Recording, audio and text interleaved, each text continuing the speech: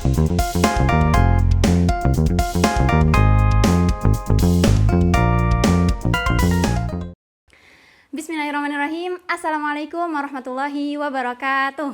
Waalaikumsalam warahmatullahi wabarakatuh. Halo teman-teman semua, selamat datang pada podcast Obsesi, obrolan seputar syariah.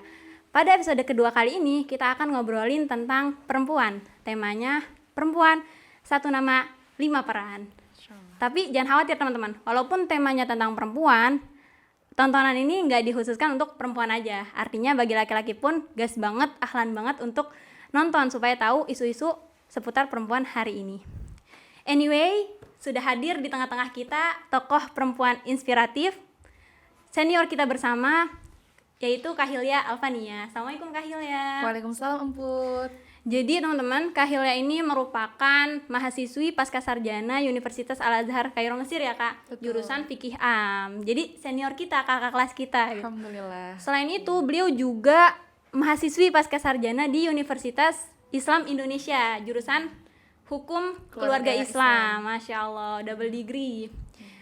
Mohon doanya. Nah, ya kita doakan semoga proses belajarnya selalu dimudahkan, dilancarkan. Amin ya rabbal alamin. Tapi teman-teman, beliau juga selain berperan sebagai seorang pelajar, ternyata Kak Hilya juga seorang istri teman-teman. Artinya beliau sudah berkeluarga gitu. Kita doakan juga semoga keluarganya selalu Allah beri sakinah mawaddah warahmah. Amin ya rabbal alamin. Nah, pengalaman Kak Hilya tentu banyak sekali teman-teman. Beliau aktif dalam bidang public speaking. Salah satu pengalamannya menjadi juri di MC Wisuda tahun 2025 lalu ya Kak. Masya Allah. Beliau aktif juga menjadi moderator, narasumber di berbagai acara gitu. Nah oke, tanpa memperpanjang kalam, langsung aja deh kita ngobrol sama Kak Hilya gitu. Kak Hilya gimana kabarnya Kak? Alhamdulillah sehat Emput meskipun cuaca dingin sekali ya. Betul, tapi hangat karena bersama Kak Hilya. Alhamdulillah. Bisa aja Emput. Oke Kak, tadi kan kita udah mention nih, kita bakal ngobrolin tentang perempuan. Iya, Tapi sebelum itu, tadi kita juga sempet tahu juga kalau Kak Hilya punya peran banyak gitu. Seorang pelajar, seorang istri gitu. Time manajemennya bagus banget di tengah kesibukan Kak Hilya gitu. Kami mau tahu dong Kak, tips dari Kak Hilya untuk mengatur waktu gitu. Oke, bismillah ya teman-teman.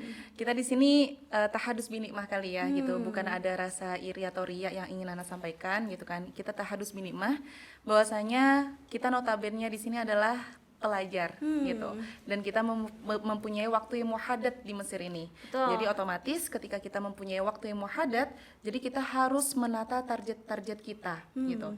Terus gimana nih Kak? Aku kan notabene pelajar dan istri gitu. Iya, betul. Terus gimana caranya kita bisa membagi waktu ke depannya gitu kan. Bahkan juga kadang-kadang Ana diundang juga menjadi pembicara atau menjadi aktif di luar juga gitu. Nah, yang pertama yang harus digaris besarin gitu ya, bahwasanya kita karena seorang pelajar, jadi kita fokus kepada tujuan pertama kita, yaitu pelajar gitu. Banyak sekali ketika sudah berkeluarga fokusnya terpecah gitu. Untuk menjadi apa gitu? Untuk menjadi pengusaha, untuk memenuhi kebutuhan gitu ya. Jadi banyak juga gitu. Banyak juga teman-teman yang ketika sudah menikah dia tidak fokus dalam pembelajaran juga gitu. Nah, di sini Ana lagi berjuang istiqomah gitu Allah. dengan waktu yang muhadat gitu. Bahkan juga saya juga men-challenge diri sendiri gitu mengambil kuliah di Indonesia juga karena ingin menjamin keistiqomahan aku dalam belajar gitu. Nah, kalau suami bilang mencari rezeki itu mudah, yang nggak mudah itu adalah istiqomah dalam belajar gitu. Jadi ketika kita sudah ingin istilahnya ingin terjun ke dunia pelajar, otomatis kita harus meluangkan waktu untuk belajar gitu. Yang pertama. Nah, ketika pertama kita sudah belajar, otomatis yang kedua kita menjadi seorang istri ya, menjadi seorang istri. Kalau suami bilang belajar dulu nggak usah masak gitu. Jadi memang tujuan utama kita di sini adalah belajar gitu. Belajar dulu baru selesai belajar barulah memasak gitu. Atau biasanya suami yang sudah memasak Masya gitu. Allah. Ya alhamdulillah. Nah, ini juga tips dari Ana sedikit mungkin ya gitu. Ana dan suami itu punya kebiasaan gitu agar kita bisa membagi waktu kita gitu. Sebelum tidur kita akan membahas plan kita untuk besok ini besok. kenapa? Iya. Masya Allah. Apa aja sih plan kita gitu kan? Apakah kita besok yang pertama? Yang otomatis yang pertama adalah prioritas kita yang pertama, yaitu adalah seorang tolib gitu. Belajar. Seorang tolib adalah belajar gitu. Nah, jadi pertama besok belajar kita memberikan waktu berapa menit gitu, atau kita mendengar kajian syala online, atau kita mendengar kajian yang lain. Belajar nggak melulu kita harus keluar rumah gitu. Belajar kita juga bisa loh di rumah gitu, mendengarkan kajian online atau kita belajar di rumah gitu ya. Lalu yang kedua, Ana juga buka catering teman-teman ya, Masya buka catering Allah. juga. Jadi meskipun Ana juga tolibah gitu kan, tapi Ana juga karir gitu. Karir dalam apa? Karir kecil-kecilan yaitu membuka catering Masya gitu. Allah. Tapi ini lagi-lagi gitu. Ketika mengurangi waktu belajar, maka jangan sampai keproduktivitasan kita belajar itu berkurang gitu. Ketika kita mengambil karir, karena karir ini sunnah. Ketika perempuan mengambil karir, otomatis dia mendapatkan nilai plus. Nah, yang ketiga kita mengingat lagi tujuan awal kita gitu, yaitu belajar gitu. Jadi selagi banyaknya kesibukan, tapi kita tidak lupa akan prioritas itu apa gitu. Itu aja sih gitu Masya tipsnya. Allah. Jadi gitu teman-teman tipsnya agar time manajemennya bagus gitu, walaupun Iya. punya peran banyak gitu, kesibukan Betul. banyak gitu. Oke Kak, ngomong-ngomong tentang perempuan, kita nih Kak sebagai muslimah gitu dalam Iya. Islam. Sebenarnya dalam Islam perempuan itu seperti apa sih Kak? Oke, perempuan muslimah ya yang pastinya gitu kan. Ketika ada definisi muslim gitu kan. Muslim artinya adalah orang yang memeluk agama Islam. Ketika ditambahin tak marbutoh, otomatis dia menjadi muslimah gitu ya. Nah, identitas dari seorang muslimah itu sendiri kuat, yaitu dengan apa? Perilakunya, dengan mindsetnya, dengan habit dia, dengan perkataan dia, yang mana otomatis ini adalah sesuatu dakwah kebaikan di dalamnya gitu. Nah, bahkan Muhammad Abdul Salah ya, Muhammad Abdul Salah, seorang filsuf mengatakan seperti ini Put, bahwasanya ketika saya pergi ke barat, saya menemukan banyak Islam tapi sedikit muslimnya. Wow.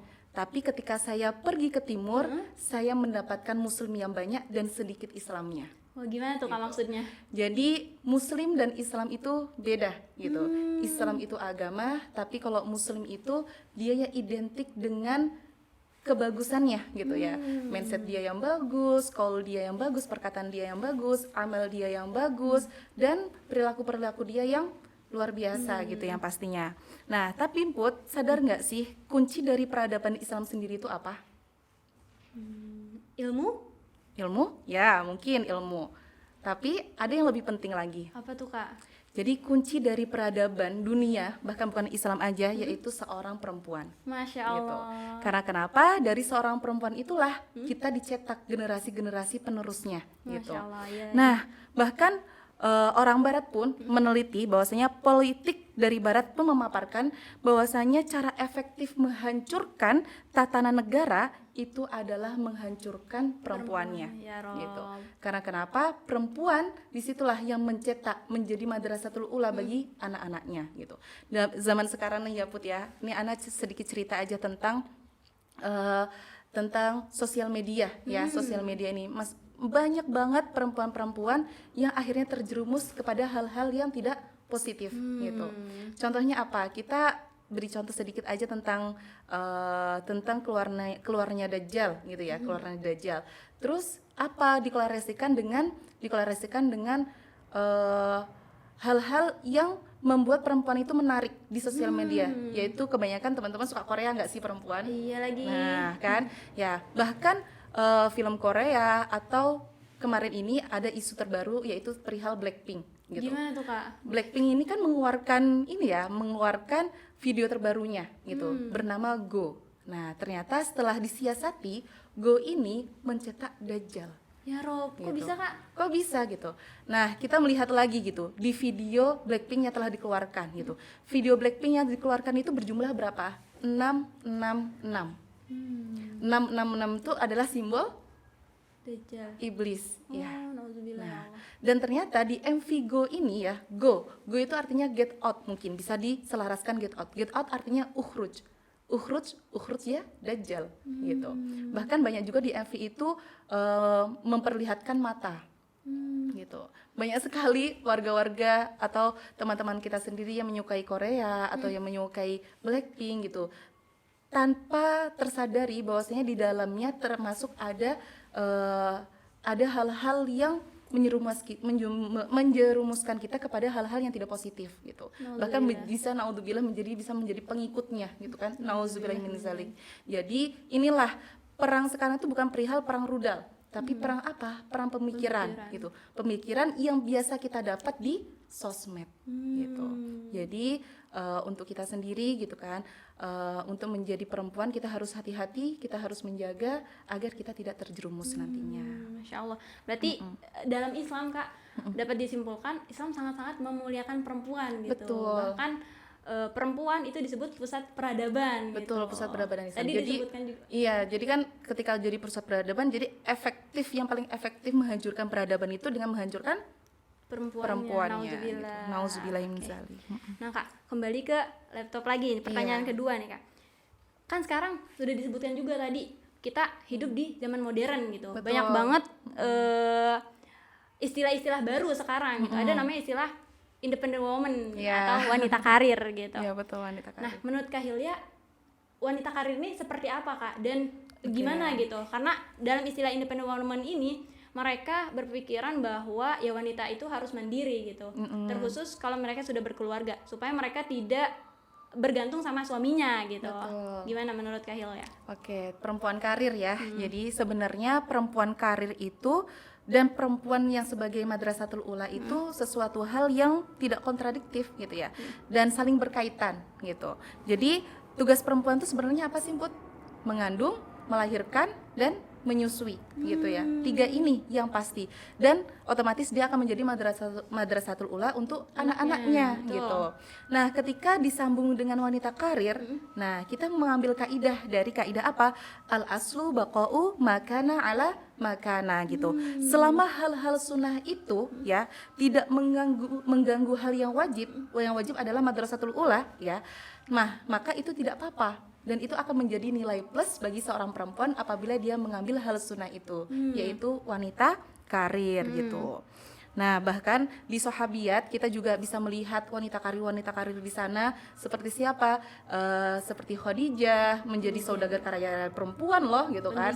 Nah, pembisnis. Lalu ada Sayyidah Aisyah menjadi guru, karir juga kan guru gitu kan. Terus juga ada Sayyidah Zainab gitu. Beliau adalah pengrajin dan lalu kerajinannya dijual dan menghasilkan uang dan disedekahkan gitu kan. Nah, jadi perempuan karir di dalam salafus soleh zaman dahulu itu sangat banyak. Bahkan di politikus pun juga ada peran perempuan di sana gitu. Jadi kalau disiasatkan ya bahwasanya madrasatul ula dan wanita karir itu jadikan satu, boleh gitu. Asal tidak mengganggu yang wajib gitu. Dan yang gak kalah penting juga harus dapat izin dari suami. Wah, ini menarik banget sih Kak gitu. Bahwa ternyata menjadi wanita karir itu gak masalah asal dia tahu kewajiban dia dulu udah ditunaikan gitu ya Kak. Oh ya, kalau semuanya belum bersuami istri nih Kak, jadi izinnya ke siapa?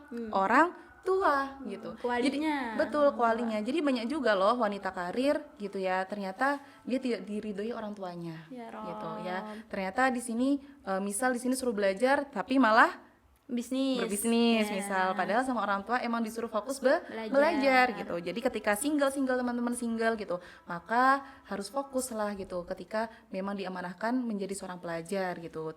Kalau memang tidak ingin menjadi pembisnis gitu. Izin yang paling utama. Iya, Masya Allah.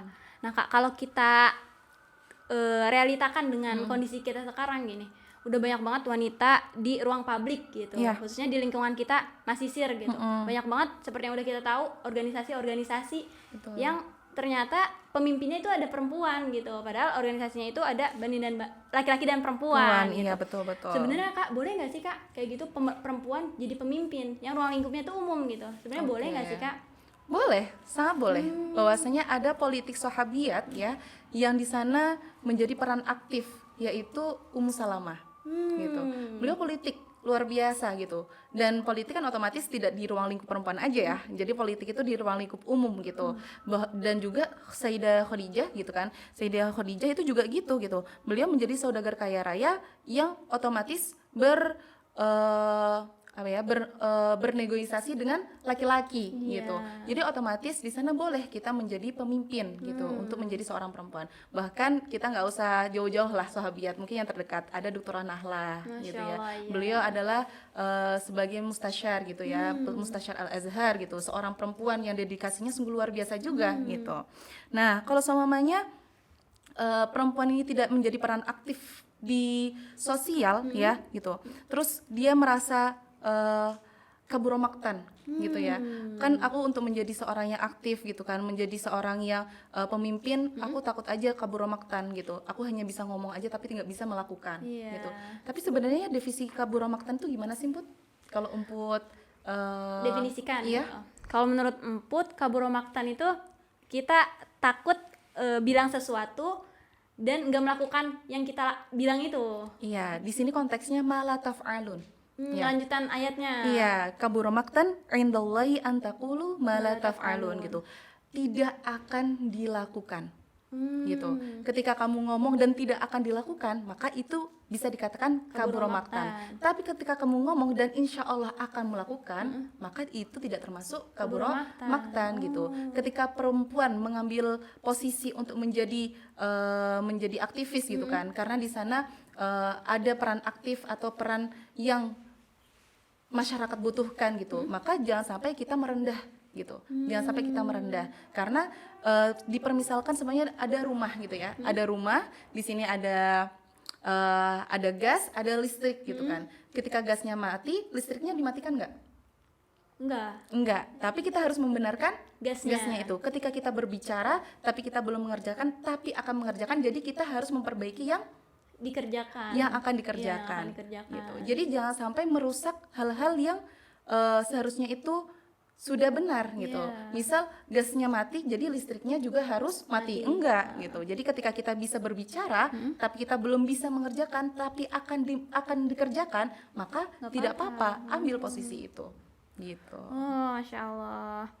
Nah terus Kak, kalau kita kaitkan dengan ayat, tadi kan Kak Hilya bilang kalau nggak apa-apa banget jadi pemimpin gitu. Iya, betul. Bahkan udah dicontohkan juga ada Dr. Nahlah di zaman Iya. sekarang gitu kan, dan banyak perempuan-perempuan lainnya. Betul. Tapi kalau kita kaitkan dengan ayat Ar-Rijalu Qawwamuna 'alan Nisa, gimana tuh Kak? Kita Ar-Rijal. memahami ayat ini dalam konteks kita hari ini. Iya, oke. Ar-rijalu qawwamuna 'alan nisa gitu ya. Nah, Emput, sebenarnya di Indonesia itu banyak banget fatherless gitu. Iya, Ya, iya. fatherless. Dia tidak tahu akan posisi dia yang sebenarnya itu apa gitu. Banyak banget ya kita melihat KDRT gitu. Nauzubillah. Kita banyak melihat juga gitu.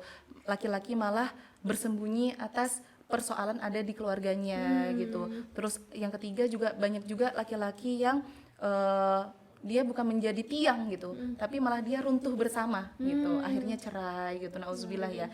Nah disinilah sebenarnya kita diingatkan kembali dengan ayat ar-rijalu qawwamuna 'alan nisa gitu. Ar-rijal menjadi qawam itu apa sih? Al-qiyam ya, adalah berdiri, adalah tiang, adalah penyangga, pondasi gitu ya. Ketika Al-Quran menyebutkan ar-rijalu qawam, mau nggak mau rijal itu harus kuat. Seorang laki-laki itu harus kuat, seorang laki-laki itu harus aktif dalam logika, seorang laki-laki itu harus menjadi garda terdepan ketika perempuan mendapatkan persoalan gitu. Jadi jangan sampai laki-laki itu tidak ada peran aktif di dalamnya, dia malah kabur, tidak mencari nafkah, lalu istilahnya kabur dalam tanggung jawab dia gitu, menjadi qawam. Nah disinilah gitu kita harus meluruskan akan arti qawam itu sendiri gitu. Nah ada dalih Malaysia ya, ada pepatah Malaysia mengatakan nak atau tak nak, kalau nak 1000 daya, kalau tak nak 1000 dalih. Wah, Gitu. gimana tuh Kak maksudnya? Jadi nak atau tak nak, mau nggak mau kamu menjadi laki-laki emang harus kuat gitu. Kalau kuat gitu, kamu akan mempunyai 1000 daya gitu. Kamu akan menjadi garda terdepan, kamu akan menjadi apa? Kamu akan menjadi posisi yang kuat di dalamnya gitu. Kamu akan menjadi problem solver di dalamnya gitu. Tapi kalau kamu tak nak, akan ada 1000 dalih. Maka akan ada 1000 alasan ya yang akhirnya qawam ini menjadi tidak ada gitu. Jadi jangan sampai kita ya, maksudnya nauzubillah ya, nanti emput ketika sudah menikah semoga mendapatkan lelaki yang sebenarnya qawam gitu ya. Sebenarnya qawam gitu. Masya Allah, alhamdulillah gitu kan. Selama Ana menikah 1 tahun, Ana mendapatkan posisi qawam itu Masya gitu. Allah. Yaitu suami Ana sendiri gitu, alhamdulillah Rob. gitu. Jadi suami itu yang mensupport gitu ketika istrinya membutuhkan sesuatu ya, ya dia harus menjadi garda terdepan, dia harus menjadi yang paling kokoh di dalamnya gitu.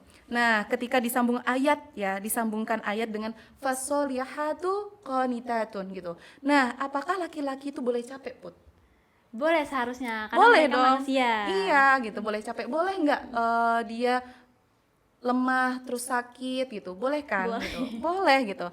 Nah, ketika ada laki-laki sedang lemah, sedang rapuh, ketika tiang itu rapuh ya, tiangnya rapuh, maka datanglah fasolihatu. Masya Gitu. Allah. Datanglah seorang istri ya, datanglah seorang istri yang apa? Yang menyembuhkan, menghangatkan, menghibur diri dari seorang suami ini gitu, agar tetap menjadi qawam yang utuh gitu. Masya Istilahnya kalau plesternya lah ya gitu, plesternya ketika suami itu udah mulai rata gitu. Fasolihatu qanitatun istilahnya istri yang taat. Jadi ketika semuanya ada persoalan di dalam keluarga, maka istri menyerahkan persoalan itu kepada Allah Subhanahu wa Ta'ala Masya Allah. gitu. Jadi istilahnya suami itu tetap harus menjadi garda terdepan, harus menjadi pusat utama dari suatu keluarga itu sendiri. Nah, Masya kayak Allah. gitu. Menarik banget, Kak. Jadi kalau boleh disimpulkan, sebenarnya ayat ini tuh makna qawam itu sendiri bukan laki-laki lebih mendominasi perempuan, bukan Enggak, kan, Kak? bukan. Tapi ternyata laki-laki itu menjadi apa? Tiang untuk Tiang, perempuan, dan betul. perempuan menjadi pelengkap untuk laki-laki itu sendiri. Ya, gitu. fasolihatu qanitatun gitu. Ya, Ya. menarik banget karena kadang ayat ini mungkin sering disalahpahami, Kak. Maknanya Betul, kalau iya. laki-laki itu lebih mendominasi dari perempuan, Iya, padahal betul banget. hakikatnya nggak seperti itu ya, Kak. Enggak Ternyata, gitu. Masya Allah. Nah, Kak, tadi kan kita juga sempat nyinggung kita ini udah canggih banget zaman gitu, Betul. udah hidup di dunia modern gitu. Betul. Ada media sosial. Di era media sosial ini kita banyak orang dituntut untuk punya citra yang baik gitu. Artinya orang berlomba-lomba untuk personal branding. Betul. Sedangkan dalam Islam itu ada batasan-batasan gitu kan. Ada nilai-nilai yang nggak boleh disentuh. Ada namanya tabarruj kan, Kak. Betul. Nah, personal branding dengan tabarruj ini terasa sangat kecil perbedaannya, Kak, gitu. Apa sih indikator yang membedakan kedua hal ini, Kak? Oke, indikator yang membedakan self branding dan Tabarruj, tabarruj sendiri ya. ya gitu kan. Kalau self branding otomatis dia adalah memperkenalkan kapasitas dirinya dan menghadirkan value setelah itu. Gitu. Value-nya otomatis hal-hal yang bagus dong, Iya, gitu kan. Jadi yang pertama, indikator pertama ya ketika self branding itu ingin kita sampaikan gitu ya, itu adalah niat. Gitu. niat Bahkan Rasulullah SAW juga punya self branding. Apa coba? Aku dua. Kedua, ada lagi self brandingnya Rasulullah. Al-Amin, Al-Amin, Masya iya Allah. betul.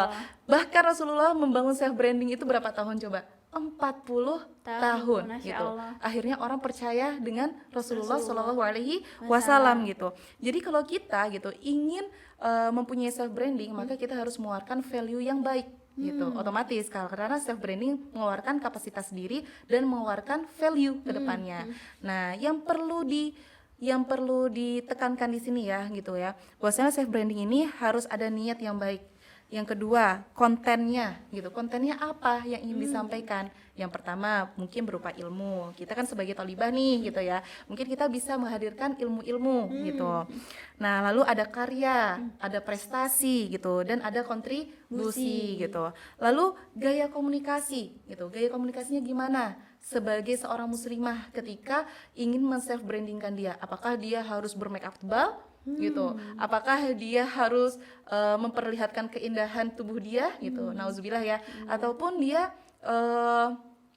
ingin apa ya, sekarang tuh banyak banget ya gitu, biar self brandingnya tuh keluar, misal joget-joget gitu ya, atau apa yang bikin terlihat lucu gitu ya. biar menarik gitu ya, Iya betul, itu lebih ke tabarut sih kalau menurut Ana, bukan self branding gitu. Nah, Contohnya kita ngelihat aja ya, influencer-influencer yang mereka berhasil self brandingnya gitu ya. Ada teman kita ya dari ranah keilmuan, ada Kak Jahidah Farhati. Oh, iya, Masya Masya Allah ya, Allah. kita melihat bahwasanya self branding dari Kak Jahidah Farhati itu adalah keilmuan fikih. Fikih, Nah, ya. terus juga ada dari politikus gitu ya. Ada seorang wartawan ya kalau nggak salah ya, Shirley itu seorang apa? Aktivis, Oh, aktivis aja ya, aktivis ya. Jadi itu seperti Shirley Anavita gitu kan, beliau Hmm. juga seorang aktivis. Terus juga kalau ingin menyuarakan Palestina gitu kan, ada juga Dena Haura gitu kan. Bahkan yang terdekat juga gitu ya, aktivis dakwah yang luar biasa yang sekarang di Mesir, ada Uma Oki Masya gitu. Allah. Jadi di sini kita melihat kiblat-kiblat self branding yang mereka telah tanamkan dan mendapatkan value kitanya gitu, value dari mereka gitu, mendapatkan ilmu gitu kan, mendapatkan apapun itu ya gitu kan. Nah kalau tabaruj ya, tabaruj itu apa sih arti tabaruj itu? Kalau Emput tahu? Selama yang tahu itu ya kita menampakkan sesuatu kayak misalnya make up terlalu tebal, Betul. terus berhias berlebihan gitu, mempercantik Iya. diri untuk orang-orang yang bukan mahram gitu Kak. Betul. Nah, tabarruj sendiri itu sebenarnya tudhirul mar'ah zinataha wa mahasinaha lirijalil ajanib gitu. Jadi menampakkan keindahan yang berlebihan ya kepada siapa? Kepada ajanib, kepada yang bukan mahramnya gitu. Otomatis kalau di sini niatnya pastinya dia ketika ingin tabarruj, niatnya ingin menjadi pusat perhatian, lalu juga ingin mendapatkan validasi, terus juga ingin dipuji gitu. Jadi kalau semuanya kolom komentarnya masih Masya Allah, tabarakallah cantik gitu, Masya Allah, tabarakallah gitu, itu masih bukan dikatakan tabarruj ya gitu, tapi masih belum terlihat value-nya gitu. Ketika komentar itu sudah menjadi aktif, menjadi bahan diskusi, nah disinilah terdapat value gitu. Nah, jadi ketika kita melihat tabarruj ya, kita harus berhati-hati lagi untuk menjadi seorang perempuan gitu. Kontennya harus berhati-hati lagi gitu. Jangan sampai memperlihatkan fisik, aurat, perhiasan gitu yang secara berlebihan gitu. Ya, contohnya nggak usah kita sebutkan lah ya. Tapi kita bisa melihat tabarruj sendiri yang tidak pas itu seperti apa gitu. Paham lah ya insya Allah Betul, teman-teman juga. iya. Oke, jadi kalau boleh Emput simpulkan, ternyata tabarruj sama personal branding itu memang beda tipis ya Kak. Beda tipis, seolah-olah kita kayak berdiri di tepi jurang lah gitu ya. Iya, Soalnya iya. kenapa gitu kan? Ketika kita ingin menampakkan jati diri kita gitu, ingat ada dua kemungkinan. Apakah kita menghasilkan value atau kita menghasilkan validasi gitu. Iya. Ketika kita menghasilkan value, otomatis orang itu bisa mendapatkan hikmah atau nilai yang bisa diambil gitu. Kalau validasi ya dia cukup validasi dari orang-orang Masya Allah cantik gitu, Masya Allah apa gitu ya gitu. Nah jadi sangat beda tipis, istilahnya kita kayak berdiri di tepi jurang gitu.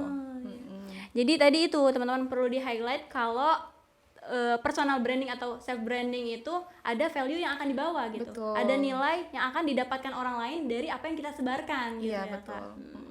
Terus Kak, tadi kan kita juga udah tahu tuh, diibaratkan sama Kak Hilya bahwa personal branding dengan tabarruj itu ibarat berdiri di atas jurang, artinya tipis banget gitu. Nah, ada orang-orang yang mungkin niatnya itu memang personal branding Kak gitu, tapi caranya salah, caranya mungkin menyenggol nilai-nilai tabarruj gitu. Oke. Sebenarnya gimana sih Kak cara personal branding yang benar dan baik gitu?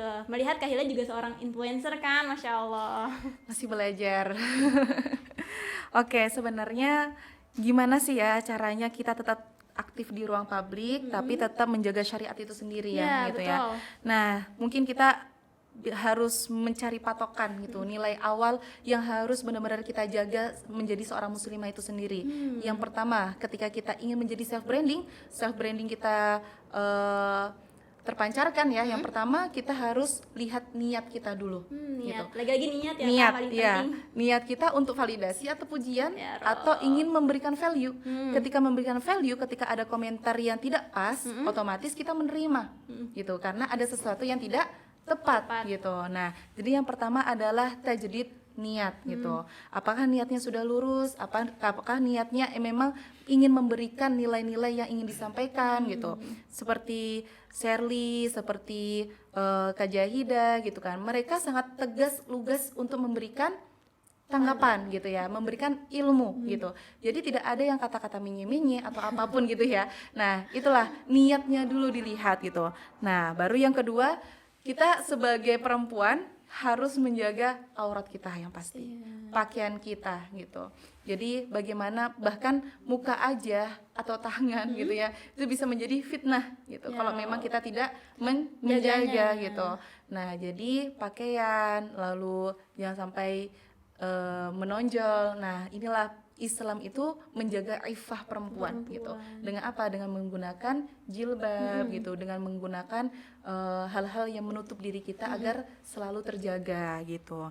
Nah, yang ketiga, berkata dengan lugas dan tegas gitu. Jangan terlalu lemah lembut gitu. Bahkan di dalam Al-Qur'an pun ditegaskan ada ayat yang mengatakan fala takhdha'na bil qaul. Janganlah kamu lemah lembutkan suara gitu kan. Fayatma'alladzi fi qalbihi marad. Karena kenapa gitu? Sehingga bangkit nafsu orang yang ada dalam penyakit di hatinya gitu. Karena apa coba Emput? Karena suara doang, sesederhana suara, sederhana suara gitu. Bahkan disinilah Masya Allah ya, Islam itu hadir untuk menjaga, hadir untuk menjaga, hadir untuk menjamin keamanan perempuan itu sendiri. Jadi Masya Allah, ketika kita diamanahkan menjadi seorang perempuan dalam Islam, inilah nilai positif. Bahkan surga ada di mana, Mput? Telapak kaki ibu. Telapak kaki perempuan. Jadi Masya Allah ya gitu. Ketika kita ingin self branding kita muncul, jadi kita harus tetap menjaga syariat-syariat yang telah Allah tetapkan. Tadi yang pertama niat, yang kedua pakaian, aurat, yang ketiga adalah suara. Dan yang gak kalah penting, yang keempat adalah akhlak. Pasti gitu. ini paling Akhlak, penting ya. Istilahnya brosur kehidupan kita gitu. Betul. Mau nggak mau gitu ya, ketika kita sudah identitas kita muslimah, otomatis akhlak kita akan dilihat gitu. Apakah akhlak kita mazmumah gitu kan, atau mahmudah gitu. Jadi kita harus introspeksi diri kita ketika menjadi muslimah itu, memang kita harus benar-benar melihat jati diri seorang muslimah itu yang baik, yang sopan, yang tidak menye-menye, ya seperti itu, gitu sih. Masya Allah, ternyata itu teman-teman untuk membedakan self branding dan tabarruj gitu. Kak Hilya barusan ngasih tips-tipsnya, ada niat. Yang pertama menjaga, niat. Terus ada menjaga aurat, suara, pakaian, terus dan akhlak gitu. Iya. Masya Allah. Bahkan tadi disebutkan juga kita seorang muslim, tapi barangkali kita belum muslimah gitu. Kita Islam, tapi barangkali kita belum muslimah gitu. Iya, betul. Karena Islam dan muslim itu beda gitu. Betul. Oke. Nah, terus Kak masuk ke pandangan bahwa tadi kan kita sebutkan bahwa ternyata perempuan ini sangat indah teman-teman gitu. Maka Islam menjaga banget, Islam memuliakan perempuan banget gitu. Maka ada pandangan nih Kak, perempuan ini saking indahnya, udahlah nggak usah terlalu kelihatan, nggak usah tampil di ruang publik gitu. Bagaimana kita memahami pandangan ini dalam realita kita sekarang gitu Kak? Iya betul. Nggak mudah nggak sih kalau kita tidak keluar ya, maksudnya kayak kita tidak terlalu terlihat tuh untuk zaman sekarang tuh tidak mudah ya. Karena kenapa gitu, ketika kita ingin mencari pekerjaan, kita lihat dulu gitu CV kita gitu, self branding kita itu sangat apa ya, berpengaruh gitu. Bahkan followers aja bisa berpengaruh dalam pekerjaan gitu. Iya, bahkan Ana punya teman gitu kan, ketika dia self brandingnya bagus di dunia sosial media, ketika Instagramnya kehack gitu, wah pekerjaan putus gitu. Karena kenapa? Karena dari followers itulah jadi value yang kita berikan ke orang itu, atau trust, kepercayaan yang kita berikan ke orang itu didapatkan gitu. Ketika itu hilang, otomatis trust orang hilang, terus value kita juga hilang gitu lah. Nah, untuk zaman sekarang self branding atau memunculkan diri di dunia luar itu sangat penting sih menurut Ana gitu kan. Bahkan kita harus meluruskan juga persepsi posisi perempuan dalam Islam yang sering disalahpahami gitu. Bahwa Islam memposisikan perempuan secara adil dan martabat gitu ya. Terdapat konsep isyraq, bercahaya gitu. Nah, bahwa kemuliaan seorang perempuan tidak diukur dari popularitas gitu ya, melainkan dari dedikasi pada peran yang sedang dijalani. Masya Allah. Bukan dari popularitas, tapi dari dedikasi peran yang sedang dijalani. Jadi semisal ibu rumah tangga itu mulia dengan apa? Dengan pengasuhannya gitu. Lalu pelajar mulia dengan kesungguhan menuntut ilmunya. Wanita karir dengan pengorbanan waktu dan tenaganya. Meskipun di dunia digital ini menuntut kita untuk show up gitu, tapi ada loh peran-peran dedikasi atau isyraq yang bercahaya itu nggak tergantung dengan popularitas gitu, tetapi tergantung dengan apa gitu, tergantung dengan peran dedikasinya gitu. Jadi masya Allah, ibu rumah tangga itu mudah nggak sih? Nggak mudah gitu, tapi dia show up nggak? Enggak gitu. Jadi bercahayanya seorang perempuan itu nggak tergantung dengan popularitas. Kalau ada orang yang mengatakan saya ingin di rumah menjadi ibu rumah tangga, apakah itu dikatakan rendah? Enggak sama dong. sekali. Enggak sama sekali. Bahkan itu bercahaya dengan topoksinya masing-masing gitu. Jadi perempuan itu bisa bercahaya itu sesuai dengan peran dan dedikasinya yang sedang dijalani. Wah, Kayak Masya gitu. Allah. Menarik banget teman-teman. Nah, terakhir banget nih Kak, Iya. apa hal yang membuat Kak Hilya bangga menjadi seorang perempuan muslimah gitu? Oke, yang aku bangga ya menjadi seorang muslimah gitu ya. Datangnya Islam itu, aku beragama Islam aja aku bangga gitu, apalagi menjadi seorang muslimah ya gitu. Karena kenapa datangnya Islam itu merubah wanita itu menjadi sesuatu yang mulia gitu. Bahkan tadi kita udah sebutkan ya, perempuan itu mendapatkan kesempatan untuk menjadi seorang ibu, dan surga itu ada di bawah telapak kaki ibu. Dan datangnya Islam gitu ya, datangnya Islam menjaga aurat kita, menjaga perkataan kita, menjaga perilaku kita gitu. Akhirnya Islam itu hadir menjadi penerang bagi umat gitu. Jadi masya Allah, apalagi perempuan-perempuan zaman sekarang harus aware juga gitu perihal perempuan ya, perihal perempuan muslimah itu seperti apa.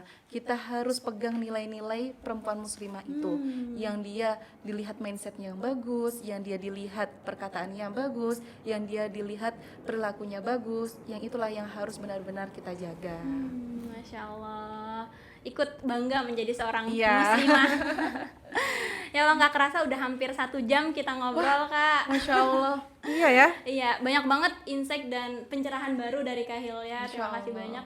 Tapi sebelum ditutup, barangkali ada closing statement atau pesan-pesan untuk teman-teman khususnya perempuan di luar sana yang masih nonton sampai saat ini. Bismillah. Jadi ini bukan tentang senjatanya, tapi siapa yang memegang senjatanya. Ini bukan tentang alatnya, tapi siapa yang memegang alatnya. Kalau senjatanya, alatnya itu sudah dipegang, ya ini mau dipakai untuk apa? Mau dipakai untuk yang positif atau yang tidak positif? Mau dipakai untuk yang baik atau yang tidak baik gitu. Kita dikendalikan teknologi atau kita yang mengendalikan teknologi gitu. Kita ketika kita diberikan amanah menjadi perempuan, maka kita harus menjadi versi yang baik gitu.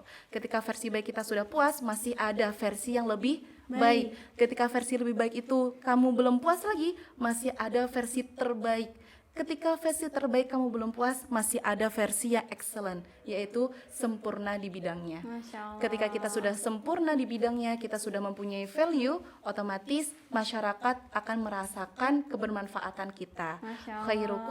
Khairun nas anfa'uhum linnas. Masya Allah, barakallah Kak Hilya. Terima kasih banyak atas insight-insight dan pencerahannya hari ini Kak. Semoga obrolan kita bisa bermanfaat untuk kita khususnya dan untuk teman-teman yang nonton sampai detik ini. Terima kasih banyak teman-teman. Ananda Putri Akila selaku moderator izin pamit undur diri. Sampai jumpa di episode Obsesi berikutnya. Syukran. Assalamualaikum warahmatullahi wabarakatuh. Waalaikumsalam warahmatullahi wabarakatuh. Yeay.